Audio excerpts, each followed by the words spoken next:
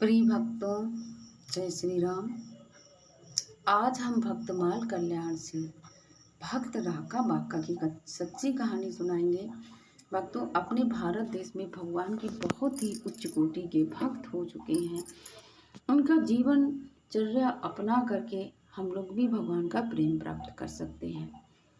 जाहि न चाहिए कबहु कछु, तुम सन सहज सनेहु, विषम निरंतर तासुमन, सो राउर निज गेहूं।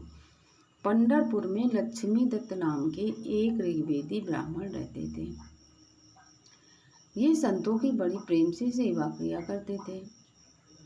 एक बार इनके यहाँ साक्षात नारायण संत रूप से पधारे और आशीर्वाद दे गए कि तुम्हारे यहाँ एक परम भक्त भक्त पुत्र होगा।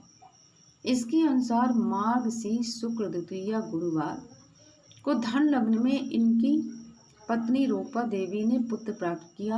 यही इनके पुत्र महाभागवत राका जी हुए। और इधर पंढरपुर में ही वैशाख कृष्ण सप्तमी बुधवार को कर्क लग्न में श्री हरिदेव ब्राह्मण के घर एक कन्या ने जन्म लिया। इसी कन्या का विवाह समय आने पर राका जी से हो गया।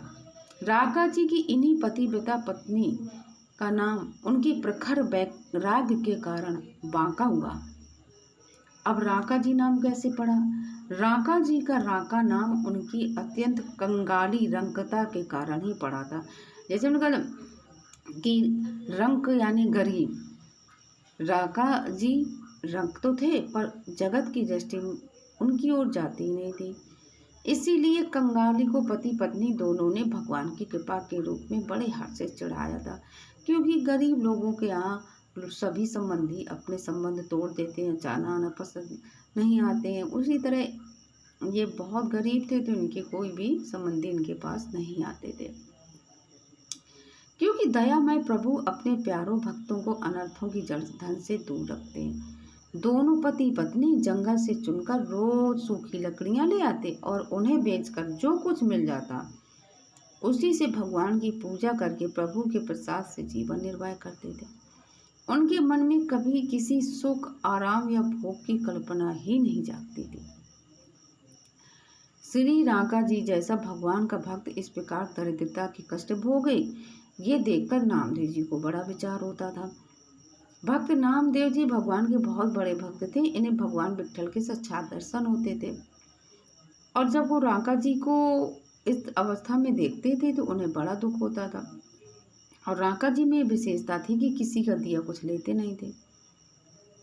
फिर नामदेव जी ने श्री पांडुरंग भगवान यानी विट्ठल भगवान से प्रार्थना की कि राका जी की दरिद्रता दूर कर दीजिए। भगवान ने कहा, नामदेव, राका तो मेरा हृदय ही है। वो तनिक भी इच्छा करे तो उससे धन का भाव रह सकता है क्या? परंतु धन के दोषों को जानकर वो इससे दूर रहना ही नहीं चाहते। देने पर भी कुछ लेगा नहीं। तुम देखना ही चाहो तो प्रातः काल वन के रास्ते में छिप कर देख लेना। दूसरे दिन भगवान ने सोने की मोहरों से भरी थैली जंगल के मार्ग में डाल दी। कुछ मोहरें बाहर बिखेर दी और छिप गए अपने भक्त का चरित्र देखने के लिए। अब जो राका जी थे वो नित्य की भांति भगवान नाम कीर्तन करते चले आ रहे थे। जब वो कीर्तन करते चले आ रहे थे तो उनकी पत्नी कुछ पीछे थी। मार्ग में मोहरों की थैली देखकर पहले तो आगे जाने लगे, फिर कुछ सोचकर वहीं ठहर गए और हाथों में धूल लेकर थैली तथा मोहरों को ढकने लगे। इतने में उनकी पत्नी जो थी वो समीप आ गई। उन्होंने पूछा, आप ये क्या ढक रहे हो, क्या कर रहे हो? राका जी ने कुछ उत्तर नहीं दिया। दोबारा पूछने पर बोले, यहाँ सोने की मोहरों से भरी थैली पड़ी है। मैंने सोचा कि तुम पीछे आ रही हो, कहीं सोना देखकर तुम्हारे मन में लोभ ना आ जाए, इसलिए इसे धूल से ढक रहा हूँ। धन का लोभ मन में आ जाए तो फिर भगवान का भजन नहीं होता। पत्नी ये बात सुनकर हंस पड़ी और बोली, स्वामी, सोना भी तो मिट्टी ही है, आप धूल से क्यों ढक रहे हैं?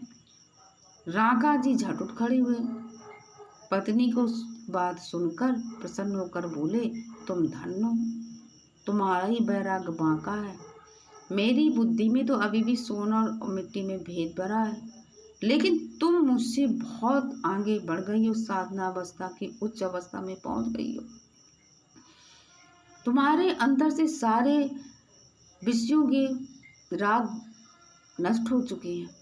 नामदेव जी राका बांका का बरात देखकर भगवान से बोले, क्योंकि नामदेव जी और भगवान विट्ठल छुप करके पेड़ के पीछे से सब देख रहे थे। तो नामदेव जी बोले भगवान से, प्रभु जिस पर आपकी कृपा होती है उसे तो आपके सिवा त्रिभुवन का राज भी नहीं सुहाता है। जिसे अमृत का स्वाद मिल जाता है वो भला सड़े गुड़ की ओर क्यों देखने लगा। ये पति पत्नी धन्य है। भगवान ने उस दिन राका बांका के लिए जंगल की सारी सूखी लकड़ियां गट्ठे बांध बांध बांध कर एकत्र कर दी। अब जब वन में दोनों पति पत्नी यानी राका बांका गए तो उन्होंने देखा कि वन में तो कहीं आज लकड़ियां ही नहीं दिखते हैं। गट्ठे बांध कर रखी लकड़ियां उन्होंने किसी दूसरे की समझी कि भाई कोई आया होगा, अपनी लकड़ी बांध के रख गया है, हम थोड़ी ना इसको लेंगे। दूसरे की वस्तु की ओर आंख उठाना पाप है। दोनों खाली हाथ लौट आए। राका जी ने कहा, देखो आज सोना देखने का फल है कि आज उपवास करना पड़ा। उसे छू लेते तो पता नहीं कितना कष्ट मिलता। अपने भक्ति की ये निष्ठा देखकर भगवान प्रकट हो गए। दंपति उन सर्वेश्वर के दर्शन करके उनके चरणों में गिर पड़े। 101 वर्ष इस पृथ्वी पर रहकर राका जी वैशाख शुक्ल पूर्णिमा संवत 1452 विक्रमी को अपनी पत्नी बांका जी के साथ परम धाम चले गए एक साथ। ये होता है भगवान की कृपा, भगवान की भक्ति। जब आपके हृदय में कोई भी विषय वासना कामना नहीं रहेगी तो भगवान ही उस हृदय में रहते हैं और भगवान ही उस जीवन को पार करके अपनी भक्ति प्रदान करते हैं। बोली भक्त और उनके भगवान की जय। बोली जय श्री राम।